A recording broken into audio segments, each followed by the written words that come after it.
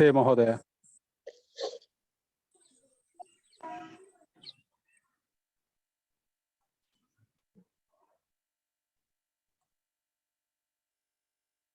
अथ मंत्रपाठः।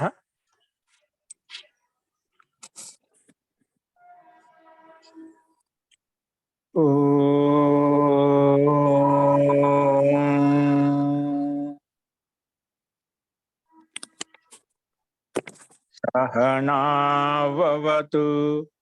सहनौ भुनक्तु सह वीर्यं करवावहै तेजस्विनावधीतमस्तु मा विद्विषावहै। ओम शांति शांति शांति। सर्वेभ्यो नमः। अंदरिकी नमस्कारम अंडी।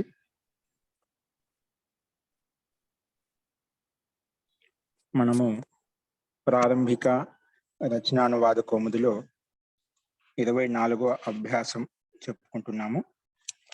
24వ అభ్యాసంలో మనము తా ప్రత్యయాన్ని ఉపయోగించి కొన్ని ప్రసిద్ధమైన శబ్దాలు చూసాము. అవి ఎంత రాసుకున్నారు. ఇప్పుడు ఈ తా ప్రత్యయాన్ని ఉపయోగించి వాక్యాలు ఎలా ఉంటాయి,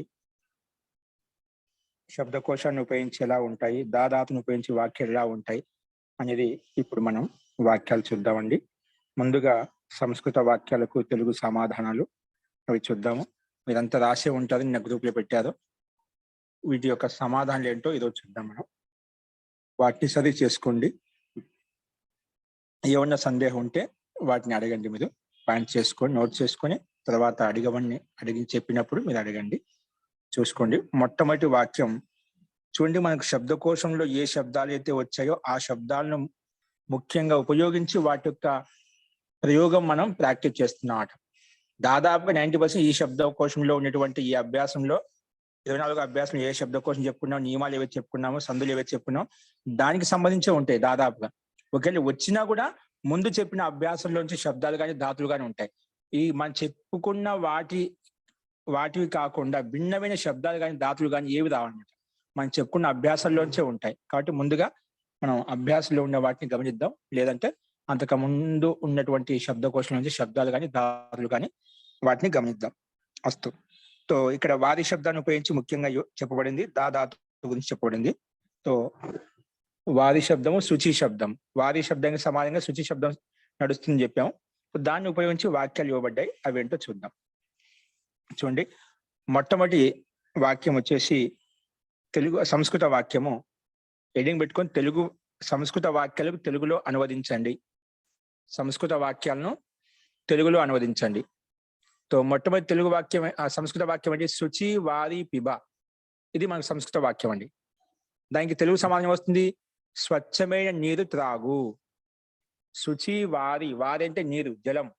స్వచ్ఛమైన జలము త్రాగు, నీరు త్రాగు. నెక్స్ట్ రెండో వాక్యం వచ్చేసి శుచిన వారిన స్నానం కురు. శుచిన అంటే స్వచ్ఛమైన నీటితోటి. స్వచ్ఛనాది వారిన శబ్దానికి విశేషణం శుచి శబ్దం అనేది. స్వచ్ఛమైన నీటితోటి స్నానం చెయ్యి, స్నానం కురు. స్వచ్ఛమైన నీటితోటి, శుచిన వారిన అంటే స్వచ్ఛమైన నీటితోటి స్నానం చెయ్యి.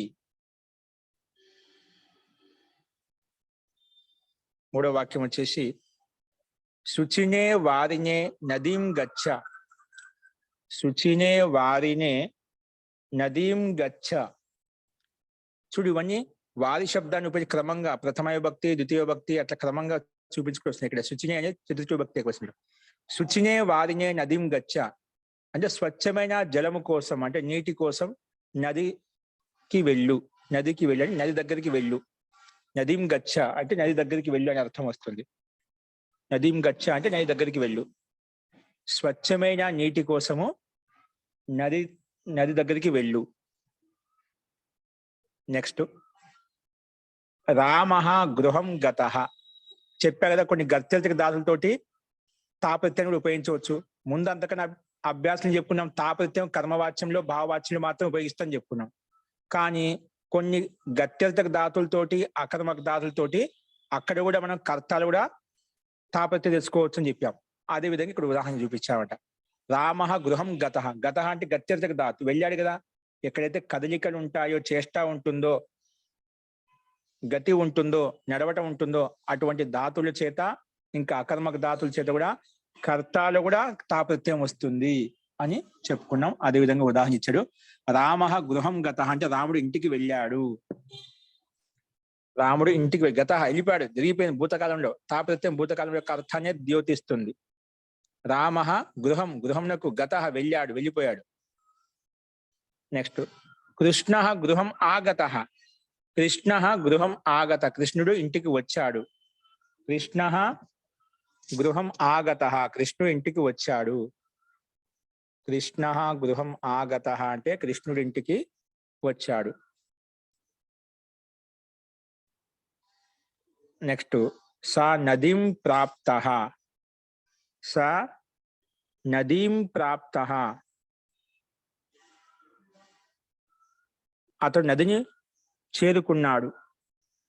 స నదీం ప్రాప్త, అతడు నదిని చేరుకున్నాడు, నది దగ్గరికి వచ్చాడు అనమాట. నదీం ప్రాప్త అంటే నదిని చేరుకున్నాడని అర్థం. స నదీం ప్రాప్త, నదిని చేరుకున్నాడు. అయిపోయి చేరుకున్నాడు, జరిగిపోయిన క్రియ, అక్కడికి చేరుకున్నాడు. నెక్స్ట్ రామేణ రావణస్య మూర్ధ చిన్న. రామేణ ఇది కర్మవాచ్యంలో. రామేణ రాముడి ద్వారా, రావణస్య రావణుడి యొక్క ఏంటి, మూర్ధ అంటే తల. రాముడి ద్వారా రావణుడి యొక్క తల చిన్న అంటే ముక్కలైంది, అంటే ముక్కలు చేసేది, అంటే అక్కడికి ఖడ్గంతో తల నరికాడనమాట. మూర్ధ వేరు చేశాడు, మూర్ధను తలను వేరు చేశాడు అంటే నరికి పడేశాడు. రాముడి ద్వారా రావణుడి యొక్క తల చిన్న భిన్నం అయిపోయిందంటే ముక్కలైంది, తెగిపోయింది, ఏదైనా రాసుకోవచ్చు. రాముడి ద్వారా రావణుడి యొక్క తల చిన్న అంటే చిన్న భిన్నం అయింది. ఓకే, నరకబడింది. రాముడి యొక్క తల నరకబడింది. నెక్స్ట్ 8వ వాక్యం. రామేణ బ్రాహ్మణాయ ధనం దత్తం. రామేణ బ్రాహ్మణాయ ధనం దత్తం చెప్పాను. ఎవరికైతే ఇస్తున్నామో వారిలో, ఎవరికైతే ఇస్తున్నామో వారికి చతుర్థి విభక్తి వస్తున్నాం అట. రామేణ రాముడి ద్వారా బ్రాహ్మణాయ ధనం దత్తం, బ్రాహ్మణుడి కొరకు ధనం ఇవ్వబడింది. రామేణ అంటే రాముడి ద్వారా, బ్రాహ్మణాయ బ్రాహ్మణి కొరకు, చతుర్థి విభక్తి కొరకున్ కై. రాముడి ద్వారా బ్రాహ్మణి కొరకు ధనం దత్తం, ధనం ఇవ్వబడింది, ధనం ఇవ్వబడింది. జలం పీతం, జలం పీతం నీరు త్రాగబడింది, జలం పీతం నీరు త్రాగబడింది, జలం పీతం నీరు త్రాగబడింది. భారః నీతః, భారః నీతః బరువు తీసుకెళ్లబడింది. భారః నీతః బరువు తీసుకెళ్లబడింది. భారః నీతః బరువు తీసుకెళ్లబడింది. భారః నీతః బరువు తీసుకెళ్లబడింది. వచనం ఉక్తం, వచనం చెప్పబడింది. అన్నిట్లో రామైన కర్త యాడ్ చేసుకోవాలండి. మాటిమాటికి రాయకుండా ఒక చోట రాసి వదిలేసామట. రామేణ వచనం ఉక్తం, రామేణ కార్యం కృతం, అలా ప్రతి దానికి వర్తిస్తుంది కర్త. ఓన్లీ కర్మ క్రియాపదం చూపిస్తున్నాం. భారః నీతః బరువు తీసుకెళ్లబడింది. వచనం ఉక్తం, వచనం చెప్పబడింది. కార్యం కృతం పని చేయబడింది, పని చేయబడింది. ఫలం హృతం ఫలం హరించబడింది, ఫలం హరించబడింది. పుస్తకం ధృతం, పుస్తకం ధృతం అంటే పుస్తకం ధారణ చేయబడింది. పుస్తకం ధృతం అంటే పుస్తకం ధారణ చేయబడింది, ధారణ చేయబడింది. అన్నం ఖాదితం అన్నం తినబడింది. కేన రామేణ, రామేణ అన్నం ఖాదితం, రామేణ పుస్తకం ధృతం, అలాగా అన్నిటికీ రామేణ యాడ్ చేసుకుంటాం. అన్నం ఖాదితం, అన్నం తినబడింది. నెక్స్ట్ ప్రశ్న పృష్ట, ప్రశ్న అడగబడింది.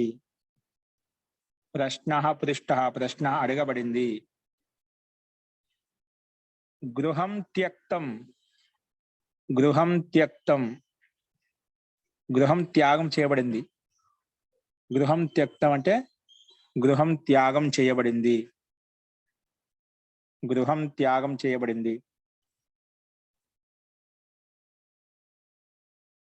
రావణః హతః, రావణః హతః, రావణుడు చంపబడ్డాడు. రావణః హతః, రావణుడు చంపబడ్డాడు. శత్రుః బద్ధః, శత్రుః బద్ధ, శత్రువు బంధించబడ్డాడు. శత్రువు బంధించబడ్డాడు. కార్యం ఆరబ్ధం, ఇవన్నీ ఒకే వాక్యం కింద నేను బిడ్డ చెప్తున్నా. కార్యం ఆరబ్ధం, పని ప్రారంభించబడింది, ఆరంభించబడింది. కార్యం ఆరబ్ధం అంటే కార్యం ఆరంభించబడింది. కార్యం ఆరంభించబడింది. కార్యం ఆరంభించబడింది అంటే ప్రారంభించబడింది.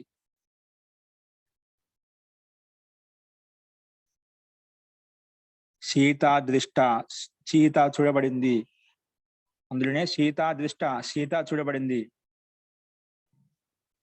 వనే ఉషితం, వనంలో నివసించబడింది.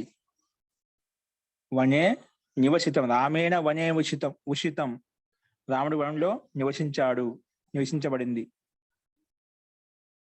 ఇది మనకు 8వ వాక్యం యొక్క ప్రతి వాక్యానికి తెలుగు సమాధానం మనం చూసామండి. నెక్స్ట్ ఇక్కడ పక్కన హిందీలో అనువాదము. ఇది కూడా మనం పుస్తకం తయారు చేసిన పుస్తకమే. సో అక్కడ హిందీలో అనువాదం చేయబడింది. అస్తు. నెక్స్ట్ దేవః పుత్రాయ ధనం దదాతి. దేవః పుత్రాయ ధనం దదాతి, దదాతు అదదాత్ వా. దేవః పుత్రాయ ధనం దదాతి, దదాతు అదదాత్ వా, అదదాత్ వా. ఇక్కడ దాదాతును ఉపయోగించి వాక్యం ఇవ్వబడింది. దేవః దేవుడు, పుత్రాయ ధనం దదాతి పుత్రుడి కొరకు ధనం ఇస్తున్నాడు. దేవః అంటే దేవుడు, పుత్రాయ పుత్రుని కొరకు ధనం దదాతి ధనం ఇస్తున్నాడు. ఇల్లట్లకారము, లోట్లకారం దదాతు ధనం ఇవ్వాలి, ధనం ఇవ్వాలి. దేవుడు పుత్రుడికి ధనం ఇవ్వాలి. అదదాత్ దేవుడు పుత్రాయ ధనం, అదదాత్ దేవుడు పుత్రుడు ధనం ఇచ్చాడు. అంటే ఒక్కొక్కసారి ఒక్కొక్క క్రియాపదంతో వాక్యం వస్తుందన్నమాట. 3 వాక్యాలు ఇక్కడ. ఒక్కొక్కసారి ఒకసారి లట్లకారము, ఒకసారి లోట్లకారము, ఒకసారి లంగులకారం. దేవుడు పుత్రుడికి ధనం ఇస్తున్నాడు, దేవుడు పుత్రుడికి ధనం ఇవ్వాలి, దేవుడు పుత్రుడికి ధనం ఇచ్చాడు. దేవః పుత్రాయ ధనం దదాతి ఒక వాక్యము. దేవః పుత్రాయ ధనం దదాతు 2వ వాక్యము. దేవః పుత్రాయ ధనం అదదాత్ ఇది 3వ వాక్యం భూతకాలంలో. నెక్స్ట్ 10వ వాక్యం. త్వం మహోదయ వనే ఉషితం అన్నప్పుడు ఉషితం దేని బట్టి, ఏ కర్మని బట్టి వస్తుందండి? అక్కడ కర్మ ఏం లేదండి అక్కడ. రామేణ వనే, ఇది సతి సప్తమి అకర్మక క్రియ అండి, అకర్మక క్రియ. అక్కడ సతి సప్తమి కింద తీసుకుంటాం. వనం శబ్దం వచ్చింది కదా ఇక్కడ. కర్మనిలో కూడా అప్పుడు కర్మవాచన రాసిన కర్మ ద్వితీయ భక్తి వస్తుంది. రామః వనే రామః వనం గతే సతి పుత్రః ఆగతః. అలా వస్తుందండి.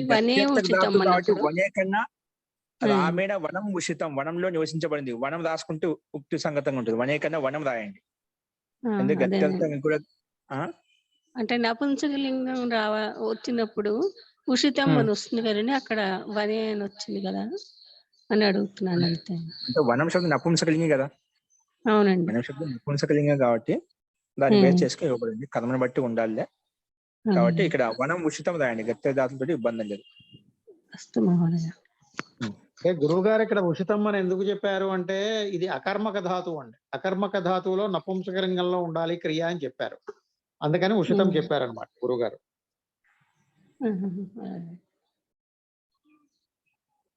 అంటే ఒకే కర్మ కింద తీసుకున్నా మనం దాన్ని వనం అలా తీసుకున్నప్పుడు వసుధాతు అకర్మక ధాతువా? అకర్మక ధాతువేనండి, వసుధాతు. జీ, దాంట్లో సమస్య ఇంకా అకర్మక ధాతు ఉన్నప్పుడు దాన్ని బట్టి మనం అందుకే ఇక్కడ మనకు దీంట్లో సమస్య లేదు. ఇప్పుడు స్పష్టంగా కర్త ఉంటుంది, క్రియ ఉంటుంది కాబట్టి అకర్మ ధాతుల్లో మనకు కర్మ ఉండదు కాబట్టి సామాన్యంగా అర్థాన్ని బట్టి ఇక్కడ వనే అని చెప్పి, ఎక్కడ అంటే వనంలో నివసించబడ్డాడని చెప్పి అర్థం చేసుకున్నాను. ఓకే అండి, అస్తు అవగతం. ఓకే అండి, సంతోషం. అస్తు. నెక్స్ట్ 10వ వాక్యం. త్వం శిష్యాయ ధనం దదాసి దేహి అదదాహ. నీవు శిష్యుడికి ధనం ఇచ్చావు. త్వం శిష్యాయ ధనం దదాసి, నీవు శిష్యుడికి ధనం ఇచ్చావు. దేహి ఇవ్వు, దేహి ఇవ్వు. దదతు అనొచ్చా మహోదయ? దదతు అనొచ్చా? దేహి బదులుగా దదతు అనొచ్చా? దదతు అని త్వం కర్త త్వం ఉందండి, మధ్యం పురుషం ఉంది కాబట్టి మధ్యం పురుష కర్త ఉంది, దాన్ని బట్టి చూసుకోవాలి. త్వం శిష్యాయ ధనం దదాసి, త్వం శిష్యాయ ధనం దదా దేహి, త్వం శిష్యాయ ధనం దేహి. ఇస్తున్నావు, ఇవ్వాలి, ఇచ్చాను, అంతే కదా ఆచార్య? జీ జీ అవునండి. నువ్వు శిష్యుడికి ధనం ఇచ్చావు, ఇవ్వు, ఇస్తున్నావు, ఇవ్వు, ఇచ్చావు. నువ్వు శిష్యుడికి ధనం ఇస్తున్నావు, నువ్వు శిష్యుడికి ధనం ఇవ్వు, నువ్వు శిష్యుడికి ధనం ఇచ్చావు, అలా వస్తుంది. నెక్స్ట్ రాసుకోండి. త్వం శిష్య ధనం దదాసి దేహి అదదాహ. నువ్వు శిష్యుడికి ధనము ఇస్తున్నావు, ఇవ్వు, ఇచ్చావు. నెక్స్ట్ వాక్యం చూడండి.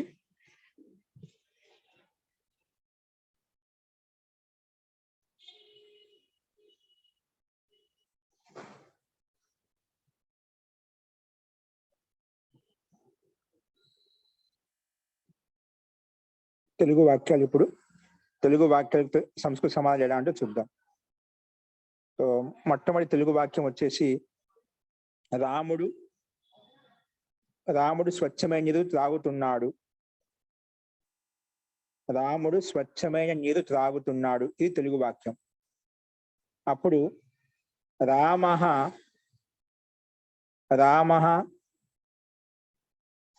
రాముడు స్వచ్ఛమైన నీరు త్రాగుతున్నాడు అంటే రామః శుచి జలం పిబతి.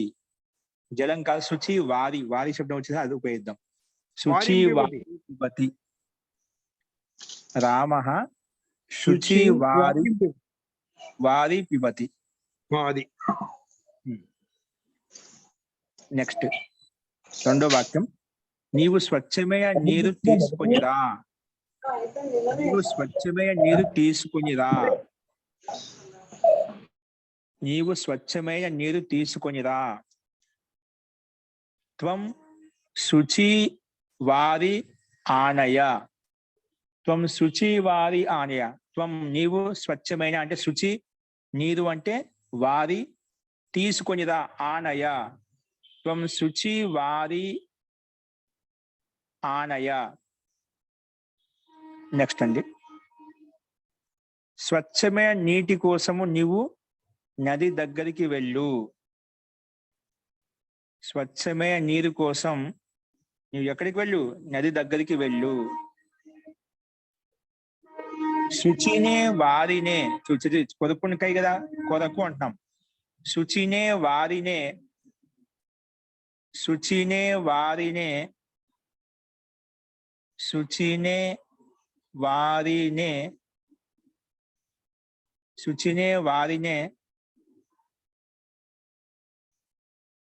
శుచినే వారినే త్వం నదీం గచ్చ. త్వం నదీం గచ్చ. శుచినే వారినే త్వం నదీం గచ్చ. శుచినే వారినే త్వం నదీం గచ్చ. నెక్స్ట్ 4వ వాక్యం. నీవు చెయ్యి, పాదము, ముఖము, నేత్రము, ముక్కు, చెవు, వెంట్రుకలు మరియు కంఠము స్వచ్ఛంగా ఉంచుకో. స్వచ్ఛంగా ఉంచుకో అంటే నీ శరీరంలో ఉండేవాళ్ళను స్వచ్ఛంగా ఉంచుకొని చెప్పారు. నీవు చెయ్యి, కాలు, ముఖము, నేత్రము, ముక్కు, చెవు, వెంట్రుకలు మరియు కంఠము స్వచ్ఛంగా ఉంచుకో. రాయండి. త్వం హస్తః, త్వం హస్తః, పాదం,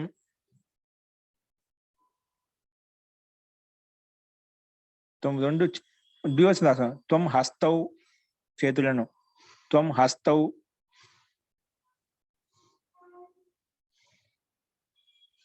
పాదే. మహోదయ అక్కడ పాదం అని వస్తుంది కదా పాద పాదౌ. పుల్లింగం పెట్టుకుని కొన్ని చోట్ల నపుంసకంగా వస్తుంది, కానీ ఇక్కడ పుల్లింగం పెట్టుకున్నాం. త్వం హస్తౌ పాదౌ ముఖం. త్వం హస్తౌ పాదౌ, పాదః పాదౌ పాదాః పుల్లింగాన్ని పెట్టుకుందాం. పాదౌ ముఖం, ముఖం, నేత్రే, నేత్రే, నేత్రే, నాసికా. ఏకవచనం ఇక్కడ. నాసికా అంటే ముక్కు. నాసిక,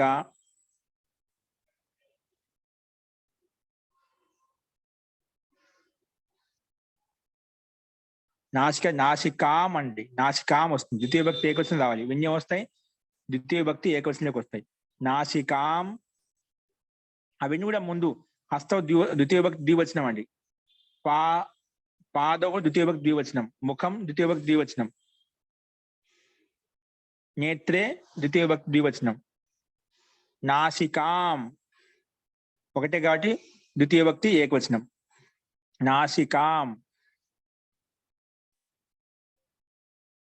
మళ్ళా కర్ణౌ, ఇది ద్వితీయ భక్తి ద్వివచనం. కర్ణౌ, కర్ణౌ.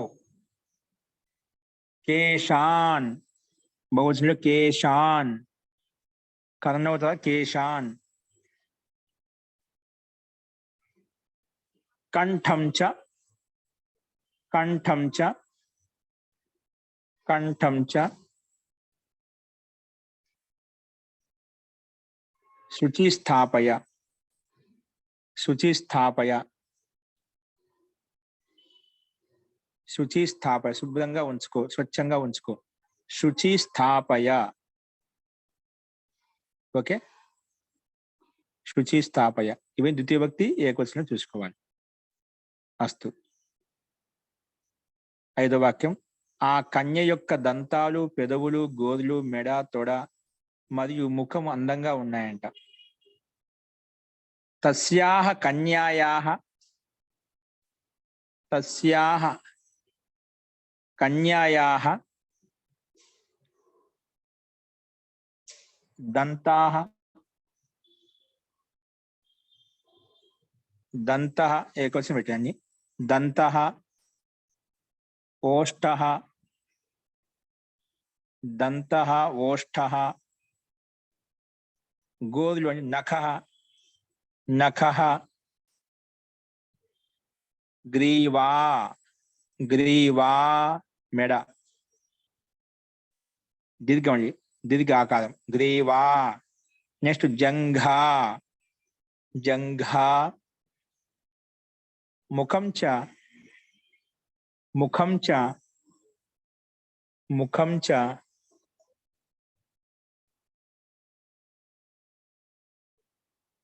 ముఖం చ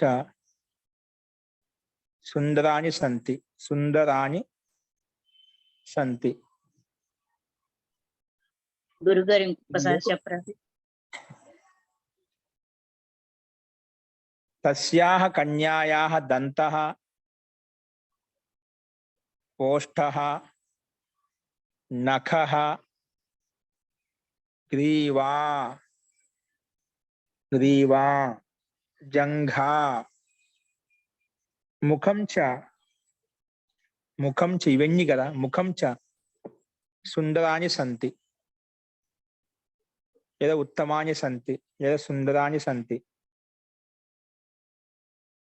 లేదా సుష్టు సంతి. గురుగారు 8వ కొంచెం చెప్తారా గురుగారు? రామేణ బ్రాహ్మణ ఏంటిది?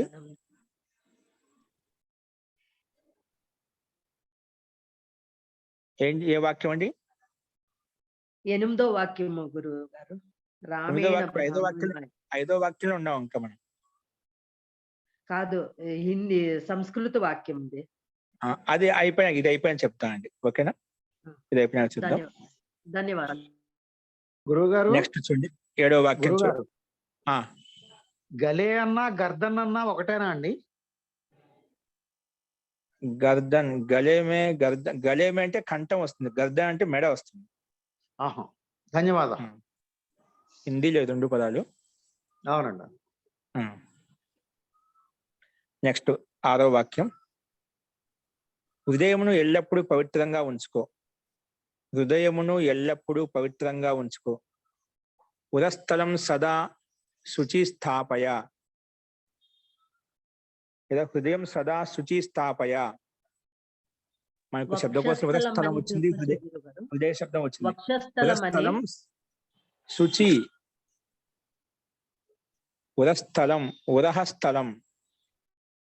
ఉరస్థలం సదా లేదా సర్వదా శుచి స్థాపయ. నెక్స్ట్ ఇవి కాలో చూసాము. ఇప్పుడు అదే సంఖ్య కంటిన్యూగా ఉంటుంది కానీ ఒత్తు కాలో. శిష్యుడు విద్యాలయానికి వెళ్ళాడు. ఇక్కడ గత్తెలతో దాదాపు ఉపయోగించి రాయాలన్నమాట. శిష్యుడు విద్యాలయానికి వెళ్ళాడు. శిష్య విద్యాలయం గతః. కర్తృవాచకం నియమం ఎలా ఉంటుంది? కర్తృవాచకంలో కర్త ప్రథమ, కర్మ ద్వితీయ, కర్తానుసారంగానే క్రియాపదం ఉంటుంది. కర్త శిష్యుడు ఒకటే కాబట్టి గతః అని చెప్పాం. ఇద్దరైంటే గతవ్ అని చెప్పేవాళ్ళం. ముగ్గురు ఉంటే గతాహ అని చెప్పేవాళ్ళం. ఏకవచనం ఉంది కాబట్టి గతః అని చెప్పాం. శిష్య విద్యాలయం గతః. నెక్స్ట్ బాలకుడు వచ్చాడు. బాలకః ఆగతః.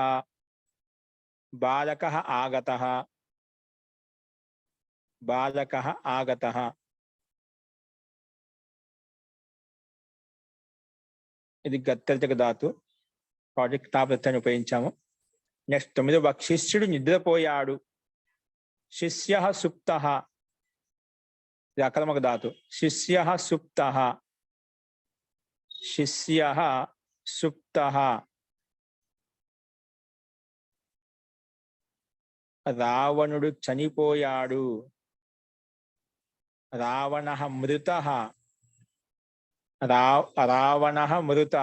చనిపోయాడు. ఇది కూడా అకర్మక ధాతు. మహోదయ బాలక ఆగత అకర్మక ధాతు కాదా? సకర్మ ధాతు అండి. సకర్మ ధాతు. దానికి కర్మ కూడా ఉపయోగించుకోవచ్చు కానీ డైరెక్ట్ రాసేసాం. అట్లా కూడా ఉపయోగించుకోవచ్చు. ఓకేనా? సకర్మ ధాతువే కానీ అన్ని చోట్ల కర్మ పెట్టుకోవాలి రూల్ ఏం లేదు. డైరెక్ట్ కూడా రాసేయచ్చు. దాంట్లో కర్మ లేదనుకుంటే ఇది అకర్మక ధాతు అనుకోకూడదు. రాముడు చనిపోయాడు. మృతః. రావణః మృతః.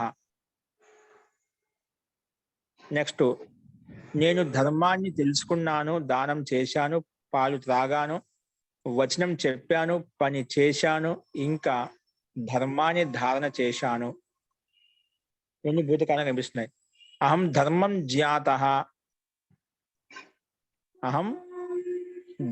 జ్ఞాతః. తెలుసుకున్నాను, అయిపోయింది. అహం ధర్మం జ్ఞాతః. దానం దత్తః. పాలు తాగాను. దుగ్ధం పీతః.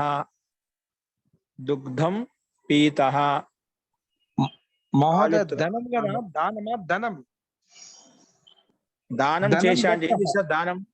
సామాన్య దత్త అని చెప్పుకోవచ్చు. ఇక్కడ ఏం చేసావు? దానం చేసావు, కర్మపదం యాడ్ చేసుకుని ఇక్కడ ఇవ్వలేదు, డైరెక్ట్ రాసేసుకోవచ్చు. జాత దత్త పీత అని రాసుకో, డైరెక్ట్ రాసుకోవచ్చు అండి. పాలు తాగానే పదాన్ని మొత్తాన్ని పీత, వచనం చెప్పాడు ఉక్త, పని చేశాడు కృత. ఇంకా ధర్మాన్ని దానం చేసి, ఇక్కడ వచ్చింది ధర్మ శబ్దం, కర్మపదం వచ్చిన ముందర కర్మ ఇవ్వలేదు. ధర్మం చ ధృత, వాళ్ళు ఇక్కడ రాసుకోవాలి. అక్కడ ఏమో వాళ్ళు చెప్పుకుంటూ వచ్చాను. ధర్మం చ ధృత, ధర్మం చ ధృత, ధర్మం చ ధృత.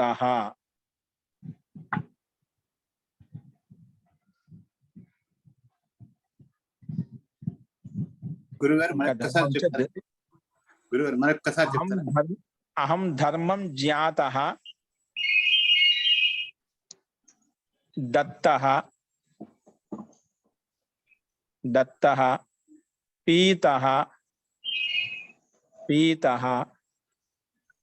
ఉక్తః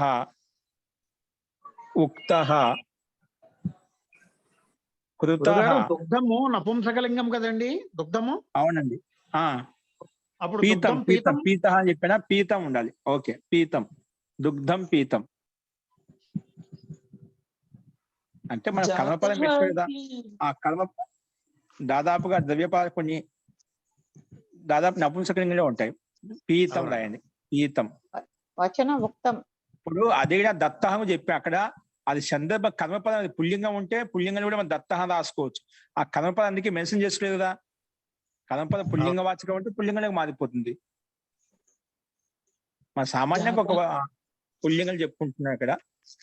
ఇక్కడ పాలి అనే గట్టిగా చెప్పినప్పుడు అక్కడ దుగ్ధం పీతం నపుంసకలింగం వస్తుంది. అటువంటి ద్రవ్య పదార్థం అది ఏదైతే మనకు పుల్లింగంలో ఉండొచ్చు కదా, అట్లా అన్నమాట. పదవాళ్ళు దత్తం పీతం వచనం ఉక్తం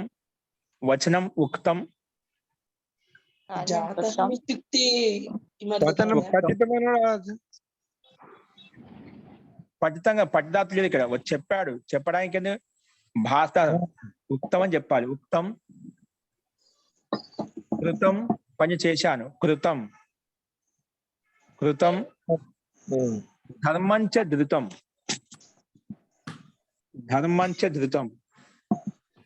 మహోదయ. ధర్మ శబ్దం 3 లింగాలే ఉంటుంది, సందర్భం తీసుకోవాలి.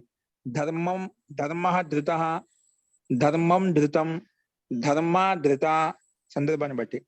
జీ మహోదయ, ఇప్పుడు ఆ దానం దత్త అన్నారు కాదు, దానం అంటే మనం పాస్టర్స్ లో పీతం అపిబం అలా చెప్పొచ్చా? పీబం ఉక్తం అవధం. పీతంకి అపిబం చెప్పొచ్చు అండి. అవి లేకుండా తాపత్యాన్ని భూతకాల ప్రత్యయాలు ఉపయోగించి ఎలా ఉంటాయి వాక్యాలు, వీటిని ప్రాక్టీ ముందు చేసాం కదా. వీటిని కూడా ప్రయోగించి ఎలా ఉంటాయి వాక్యం, ఇది నేర్చుకుంటామట. అది ముందు మనం లంగజకాలు చూసాం, పరస్పరాలు చూసాం, ఆత్మీయపాలు చూసాం. తాపత్యాన్ని కూడా ఉపయోగించి ఎలా ఉంటాయి వాక్యం, ఇది కూడా నేర్చుకుంటాం. ఇది కూడా ఒక పద్ధతి, ఇది కూడా ప్రాసెస్ ఉంది. రాసుకోవచ్చని ఇట్లా రాసిన ఎలా ఉంటాయి మనకి ఎప్పుడు అవి రావు కదా. ఇవి కూడా వస్తుంటాయి వాక్యాలు, సాహిత్యం ఇవి కూడా కనిపిస్తుంటాయి. కానీ ఇవి కూడా నేర్చుకుంటున్నాం. అందుకోసం ఇవే రాయాలి ఇక్కడ. గురుగారు ఈ ధర్మము, దుగ్ధము, వచనము ఇవన్నీ 3 లింగాల్లోనూ ఉంటాయి అండి. కార్యమును దుగ్ధం నపుంసకలింగం అండి. ధర్మ శబ్దం 3 లింగాలే ఉంటుంది. కార్యం శబ్దం అని 3 లింగాలే ఉంటుంది. వచనం అండి, వచనం కూడా 3 లింగాల్లో ఉంటుందండి. వచనం నపుంసకలింగం. ధన్యవాదాలు. కొన్ని శబ్దాలు ఉంటాయి, కొన్ని శబ్దాలు అలా ఉండవండి. అలాగే ధన్యవాదాలు. అస్తు. దానం దత్తవాన్ దుగ్ధం పితవాన్ అలాగా కూడా వస్తుంది కదా మహోదయ. మనకు తవత ప్రత్యేకంగా నెక్స్ట్ చెప్పుకుంటాయి, ఇప్పుడు చెప్పుకోలేదు ఇంకా. ఆ ప్రత్యేకం ఓన్లీ తాపత్యాన్ని ఉపయోగించి మన వాక్యాలు తయారు చేసుకోవాలి. అది పీతవాన్ దత్తవాన్ ఇంకొక ప్రత్యయం వస్తుంది, ఆ ప్రత్యేకంగా చెప్పుకోలేదు. నెక్స్ట్ అభ్యాసం వస్తుంది, అప్పుడు చెప్పుకున్నాం. ఇక్కడ అవి రాయకూడదు. మనం ఏ అభ్యాసంలో ఏది ప్రయోగించడం చెప్పాలో వాటిని ఉపయోగించి చూసుకోవాలి. అందుకే చెప్పిన ఏంటంటే ఏ ధాతుకు ఏ రూపం వస్తుంది అన్ని కింద రాసుకునేవన్నా, వాటిలోంచి ఇవన్నీ ఉన్నాయన్నమాట. ఇప్పుడు వాటిని ఉపయోగించి మనం ప్రయత్నించాలి. కృతమే కదండి. ధృతమే కదండి ధారణ కృతం రాయండి, నపుంసకలింగ రాయండి. కృతం, ధర్మం, ధృతం అని నపుంసక రాయండి ఇప్పుడు. చదవాలి. నెక్స్ట్ 12వ వాక్యం. నీవు స్నానం చేశావు. త్వం స్నానం కృతః. త్వం స్నానం కృతం. అది మంచి. స్నాన కృతః, స్నానం కృతం. ఇది కూడా మౌలికంగా రాసుకోదు. ఇక్కడ మటుకు పుల్లింగ నపుంసక. త్వం స్నానం కృతం రాయండి. త్వం స్నానం కృతం. భోజనం ఖాదితం. భోజనం ఖాదితం. భోజనం తిన్నావు అంటే భోజనం ఖాదితం. ప్రశ్నను అడిగావు. ప్రశ్నను అడిగావు. ప్రశ్న పృష్టః. ఇక్కడ ప్రశ్న శబ్దం పుల్లింగం. ప్రశ్న పృష్టః. ప్రశ్న పృష్టః.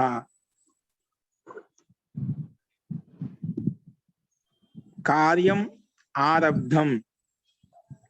కార్యం ఆరబ్ధం. కార్యం ఆరబ్ధం. శిష్యం చ రక్షితం. శిష్యం చ రక్షితః. శిష్యః రక్షితః. పుల్లింగదాన్ని. శిష్యః రక్షితః. శిష్యం రక్షితః. శిష్యం రక్షితః.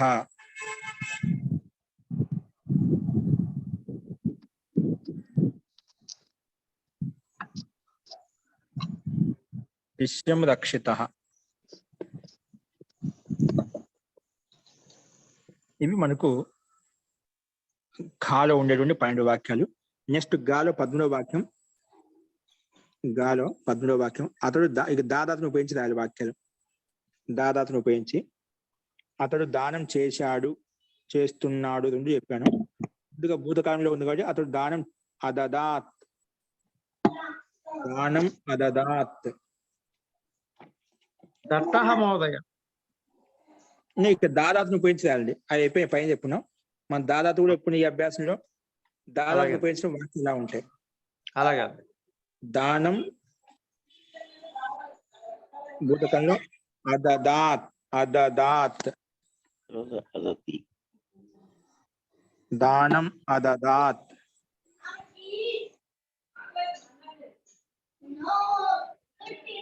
నెక్స్ట్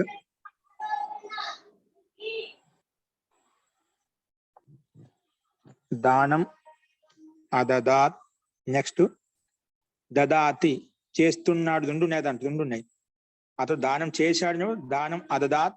చేస్తున్నాడప్పుడు దదాతి. సహ దానం దదాతి. రెండు రాసుకోండి. నెక్స్ట్ నీవు దానం చేశావు. త్వం అదదాహ.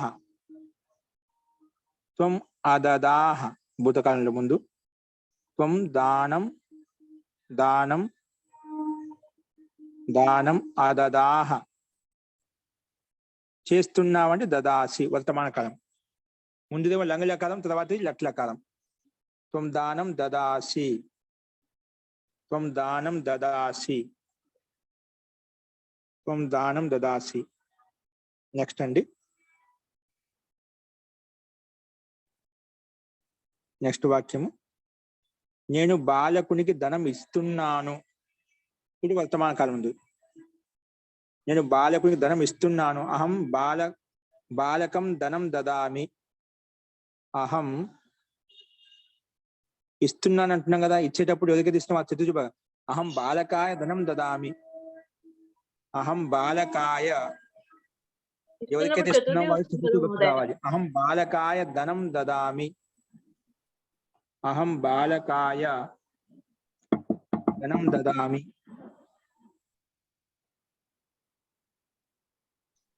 నెక్స్ట్ తండ్రి బాలకునికి పువ్వులు ఇవ్వాలి.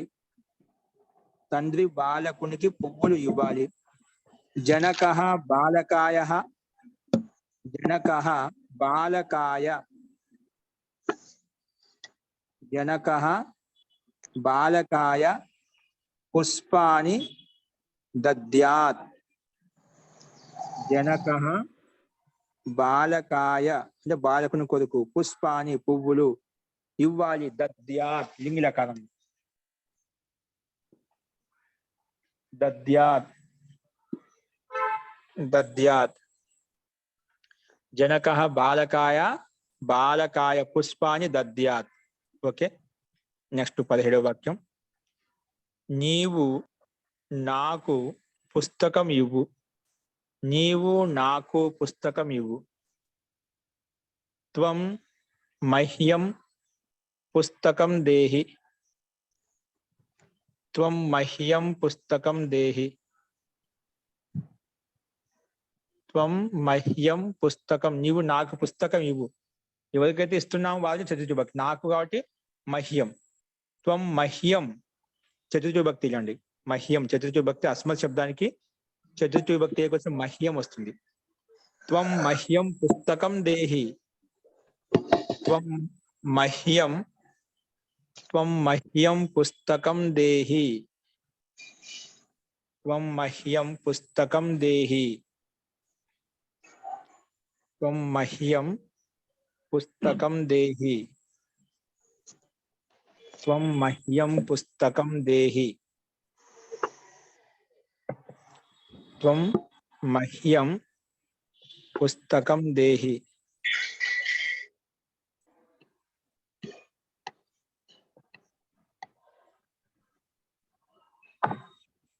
త్వం మహ్యం పుస్తకం దేహి. నెక్స్ట్ వాక్యం అండి. నేను, అది కనిపించడం లేదు. నేను నీకు తుజే. మై తుజే నేను ధనం, మై ధనం తుజే ధన దు. నేను నీకు ధనం ఇవ్వమంటావా? ఓకే, నేను నీకు ధనం ఇవ్వమంటావా? అహం తుభ్యం ధనం దదాని. అహం తుభ్యం ధనం దదాని. అహం తుభ్యం ధనం దదాని. అహం తుభ్యం ధనం దదాని. నెక్స్ట్ 19. అతడు ధనం ఇచ్చాడు. సహ ధనం దత్తం. ఇచ్చా దాదాటు కదా. సహ ధనం అదదాత్. సహ ధనం అదదాత్, దాదాతును ఉపయోగించాలి కాబట్టి సహ ధనం అదదాత్. నీవు బ్రాహ్మణుడికి భోజనం ఇచ్చావు. నీవు బ్రాహ్మణుడికి భోజనం ఇచ్చావు. నీవు బ్రాహ్మణుడికి భోజనం ఇచ్చావు. నీవు బ్రాహ్మణుడికి భోజనం ఇచ్చావు. నీవు బ్రాహ్మణుడికి భోజనం ఇచ్చావు. త్వం బ్రాహ్మణాయ భోజనం అదదాహ. అదదాహ. త్వం బ్రాహ్మణాయ భోజనం అదదాహ. త్వం బ్రాహ్మణాయ భోజనం అదదాహ. త్వం బ్రాహ్మణాయ భోజనం అదదాహ. త్వం బ్రాహ్మణాయ భోజనం అదదాహ. త్వం బ్రాహ్మణాయ భోజనం అదదాహ.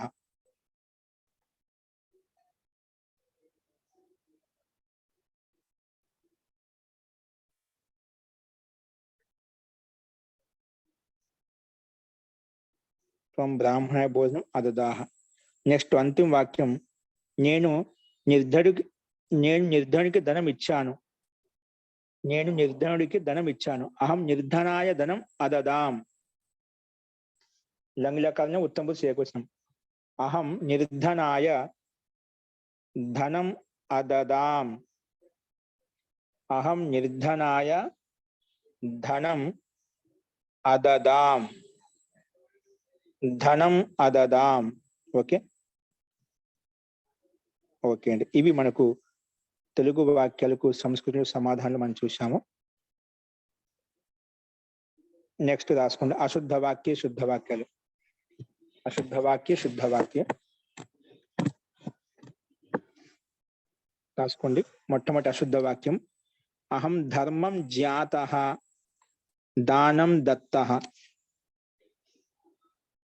ఇది కర్మవాచ్యంలో రాయాలి. దత్త జాత అంటున్నాం అంటే ఖచ్చితంగా కర్మవాచ్యంలో ఉండాలి. ఇక్కడ మనము తప్పు రాసాం, అందుకే దాని కర్మవాచ్యంలోకి మార్చి చూపించదు. ఇక్కడ అహం ధర్మం జాత, రెండో వాక్యం దానం దత్త ఇచ్చాడు. ఏముండాలి? మయా ధర్మ జాత. ఇక్కడ పుల్లింగంలో వచ్చింది మయా ధర్మ. ఎందుకంటే కర్తాలు తృతీయ, కర్మలో ప్రథమ ఉండాలి కదా. ప్రథమ భక్తి అని పుల్లింగం ఏకవచనంలో ఉంది. మయా ధర్మ జాత లేదా మయా ధర్మం జాతం అలా పెట్టుకోవచ్చు. సందర్భాన్ని బట్టి చూసుకోవాలి అట్లా అనమాట. మయా ధర్మ జాత. రెండోది దానం దత్తం. దానం దత్త కాదు, దానం దత్తం అలా ఉండాలి. కర్మను బట్టి క్రియాపదం ఉండాలి. ఇది శుద్ధ వాక్యం అండి. ఇది ఏ నియమం ప్రకారంగా? 60వ నియమం ప్రకారం. మనం ముందు చెప్పినప్పుడు నియమం 60 ప్రకారంగా ఇది ఈ రకంగా శుద్ధం చేశాం అనమాట. అస్తు. రెండవ అశుద్ధ వాక్యం త్వం స్నానం కృతః. అశుద్ధ వాక్యం ఇది. త్వం స్నానం కృతః భోజనం ఖాదితః. త్వం స్నానం కృతః భోజనం ఖాదితః. భోజనం ఖాదితః. త్వం స్నానం కృతః భోజనం ఖాదితః. భోజనం ఖాదితః అంటే నీవు స్నానం చేశావు. సారీ, దీని కర్మవాచ్యంలోకి మార్చుకోవాలి. దీన్ని కూడా త్వయా స్నానం కృతం. స్నానం నపుంసకలింగంలో ఉంది కాబట్టి కృతం కూడా నపుంసకలింగం రావాలి. త్వయా స్నానం కృతం శుద్ధవాక్యం అండి. భోజనం ఖాదితం అలా ఉండాలి. భోజనం నపుంసకలింగం కదా కాబట్టి ఖాదితం, క్రియాపదం కూడా ఖాదితం ఉండాలి. కర్మను బట్టి క్రియాపదం. త్వయా స్నానం కృతం భోజనం ఖాదితం. భోజనం ఖాదితం. త్వయా స్నానం కృతం భోజనం ఖాదితం. భోజనం ఖాదితం. త్వయా స్నానం కృతం భోజనం ఖాదితం. ఇది కూడా 60వ నియమం ప్రకారం, 60వ నియమం ప్రకారంగానే ఇది కూడా శుద్ధవాక్యం. ఈ రకంగా మనం చదివి చేశామండి. నెక్స్ట్ రాసుకోండి. 4వ పాయింట్ కింద అభ్యాసం చేయండి. అశుద్ధ వాక్యాలు శుద్ధ వాక్యం. ఇది 3వ పాయింట్ కింద రోమన్ 3. 4వ రోమన్లో అభ్యాసం చేయండి. కొన్ని అభ్యాసం ప్రాక్టీస్ చేసుకోవడం కోసం కింద కొన్ని చెప్తున్నాము. ఖ ఖ గ ఘ అని చెప్పి అవేంటో చూడండి, రాసుకోండి. ముందు ఖాలో కా కామా గాలోని వాక్యాలను బహువచనంలోకి మార్చండి. మనం తెలుగు వాక్యాలు చెప్పి కా ఖ గ అని చెప్పి వాటి కా మరియు ఖాలో ఉండే వాక్యాలను బహువచనంలోకి మార్చండి. అంటే ఏకవచనంలో ఉంటే బహువచనంలోకి మార్చుకోవాలి. ప్రాక్టీస్ కోసం వాక్యాలను ఏకవచనంలో ఉన్న ద్వివచనంలోకి, బహువచనంలోకి, ఇలా బహువచనంలో ఉంటే ఏకవచనం ద్వివచనంలోకి, ద్వివచనంలో ఉంటే ఏకవచనం బహువచనంలోకి అలా మార్చి రాసుకుంటే ప్రాక్టీస్ అవుతుంది. అందుకే ఖా మొట్టమొదటి పాయింట్లు ఏమి? ఖా. దాంట్లో ఏం చేయాలి? కా కామా గా లోని వాక్యాలను బహువచనంలోనికి మార్చండి. బహువచనంలోకి మార్చండి. కా కామా గాలోని వాక్యాలను బహువచనంలోనికి మార్చండి. నెక్స్ట్ అండి, ఒత్తు ఖాలో ఏం ప్రాక్టీస్ చేయాలంట? వారి శబ్దానికి రూపాలను పూర్తిగా స్మరించండి, రాయండి. వారి శబ్దం చెప్పాం కదా, రాసుకున్నారు. మళ్ళీ బాగా ప్రాక్టీస్ చేసుకోండి, దాన్ని బాగా నేర్చుకోండి, రాయండి. రాస్తే మనకు ఎక్కడ హ్రస్వ దీర్ఘాలు తెలుస్తాయి అన్నమాట. కాబట్టి వారి శబ్దానికి రూపాలను పూర్తిగా స్మరించండి, రాయండి. రెండో ఖాలో అది బాగా ప్రాక్టీస్ చేసుకోండి. మూడోది గాలు ఏం చేయాలంట? ఏం ప్రాక్టీస్ చేసుకోని చెప్పారు అంటే, మనం ఎప్పుడైనా పిల్లలకు చెప్పేటప్పుడు ఈ విధంగా వర్క్ చేయాలి, ప్రాక్టీస్ చేయించాలి. అలా కొన్ని ప్రాక్టీస్ చేస్తే వాళ్ళకి బాగా నైపుణ్యం సంపాదించుకునే పిల్లలకు నేర్పించేటప్పుడు కొత్త వాళ్ళకు. నెక్స్ట్ గా రాసుకొని కానీ ధాతులు ఇచ్చారు. గాలో కురు కామ హురు కామ హాకి రువత్తు హురు కామ ధ్రు కామ మురు కామ మురు. మళ్ళీ దా కామ దా ధాతు. ఇవి ధాతులు అండి. దా కామ పా కామ పా ధాతు.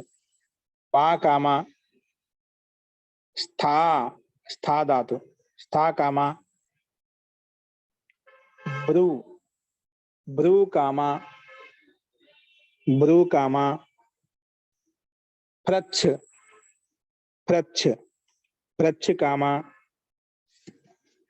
ప్రచ్ వీటికి ప్రచ్. నెక్స్ట్ త్యజ్ త్యజ్ కామా త్యజ్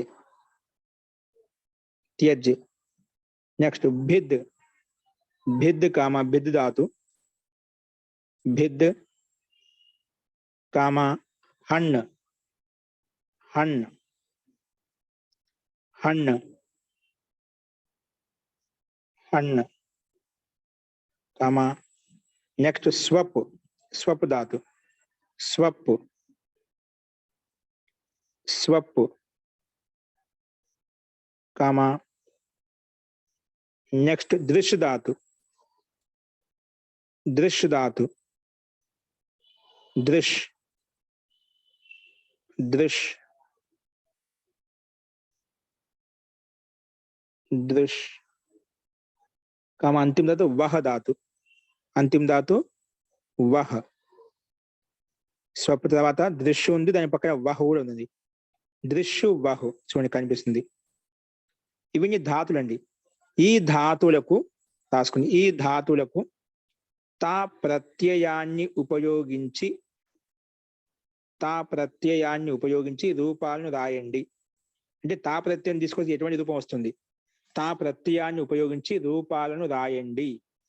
మనం పట్టికలు చెప్పుకున్నాం కదా, మనం చాలా చెప్పుకున్నప్పుడు తా ప్రత్యయాన్ని ఉపయోగించి కొన్ని ప్రసిద్ధమైన శబ్దాలు చెప్పుకున్నాం కదా, దాంట్లో ఉన్నాయండి. ఏ ధాతుకు తా ప్రత్యయం తీసుకొచ్చి ఎలా రూపం వస్తుంది దాన్ని చూసి మీరు ప్రాక్టీస్ చేసుకోండి. కృదాతికి కృత, హృదాతికి హృత, ఇవన్నీ రాశాం. ఏ ధాతుకు ఏం వస్తుంది తా ప్రత్యయం వచ్చిన ప్రసిద్ధమైన శబ్దాలని అక్కడ చూసి రాయండి. అందుకే ఈ ధాతులకు తా ప్రత్యయాన్ని ఉపయోగించి రూపాలను రాయండి. ఏ రూపం వస్తుందో రాయండి. మహోదయ బిద్ హన్ ఇవి రెండు ఇందులో రాలేదు. మళ్ళీ వచ్చాయి చూడండి, బాగా చూడండి, వచ్చాయి ఇక్కడ. బిద్ బిద్ అంటే భిన్న వస్తుంది. భిద్కి భిన్న.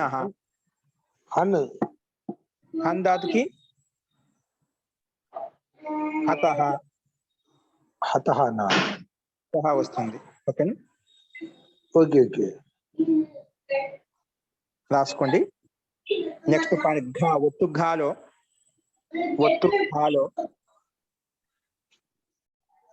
ఘాలో దాదాతునకు లట్టు లోటు మరియు లంగ్ లకారం యొక్క రూపాన్ని రాయండి.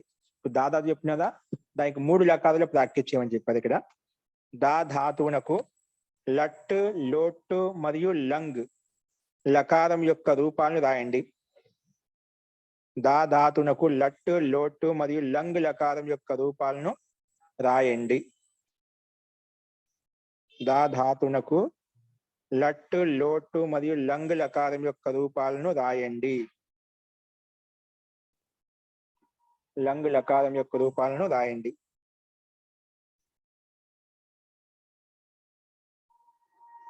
ఇవి 4వ పాయింట్లు చేయాల్సిన పనులు. ఇక్కడ ఒకటి రాసుకుని సంధి చేయండి. సంధి చేయండి. ఇక్కడ మనము ఏంగా పదాంతాదతి పూర్వరూప సంధి చెప్పుకున్నాం. ఏ సంధి? పదానికి అంతిమంలో ఓ గాని ఓకారం కానీ ఏకారం కానీ ఉంటే దాని పక్కన ఆకారం ఉంటే ఆ ఆకారాన్ని ముందున్నటువంటి ఏ ఓలో కలిపేస్తాం.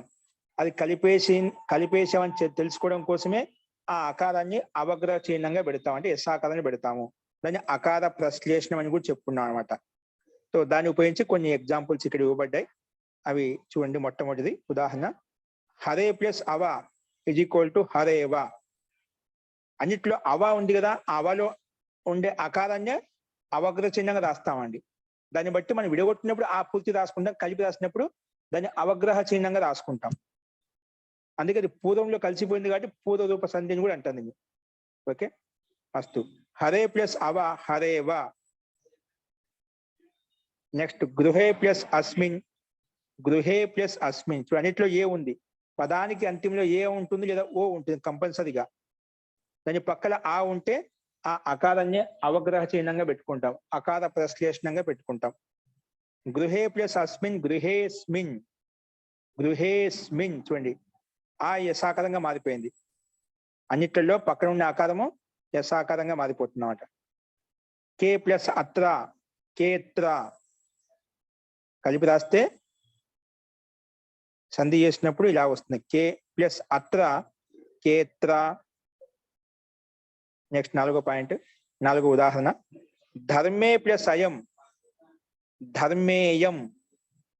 ఇప్పుడు పక్కన ఉన్న ఆకారం యసాకారం రాస్తామండి, అంతే, ఏం లేదు.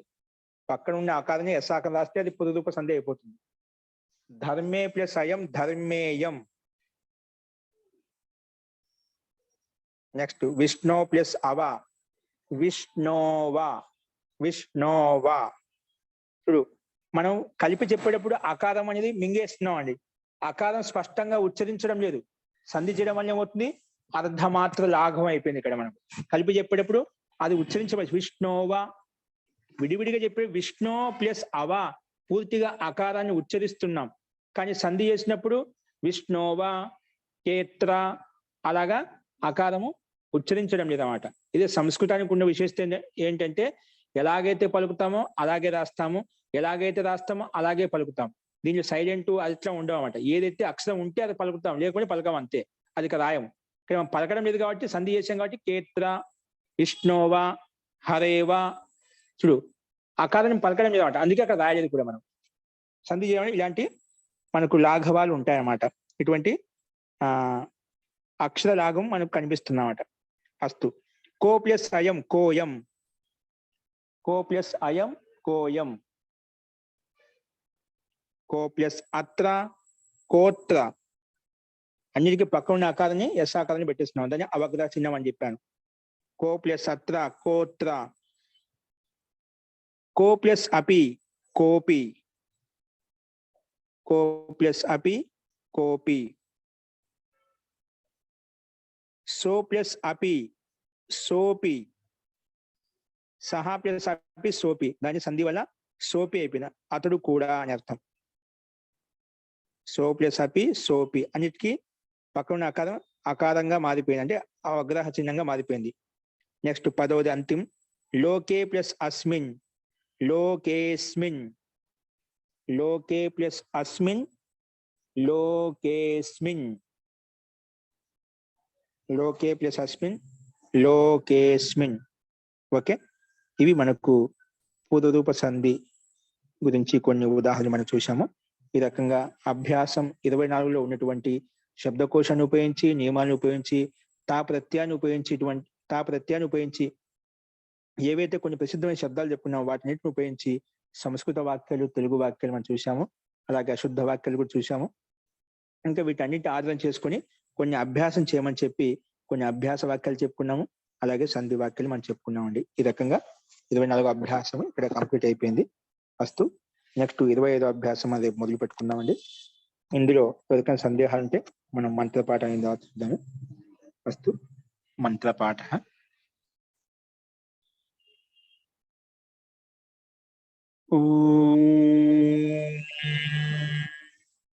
సర్వే భవంతు సుఖినః, సర్వే సంతు నిరామయాః, సర్వే భద్రాణి పశ్యంతు, మా కశ్చిద్ దుఃఖభాగ్ భవేత్. ఓం శాంతి శాంతి శాంతి. సర్వేభ్యో నమః. అందరికీ నమస్కారం. గురుగారు ఒక ప్రశ్న అండి, ఒక ప్రశ్న.